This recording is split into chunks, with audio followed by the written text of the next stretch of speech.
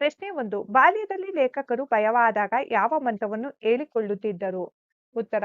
ಬಾಲ್ಯದಲ್ಲಿ ಲೇಖಕರು ಭಯವಾದಾಗ ಅರ್ಜುನ ಫಾಲ್ಗುಣೋ ಪಾರ್ಥಃ ಕಿರೀಟಿ ಶ್ವೇತವಾಹನ ಎಂಬ ಮಂತ್ರವನ್ನು ಹೇಳಿಕೊಳ್ಳುತ್ತಿದ್ದರು.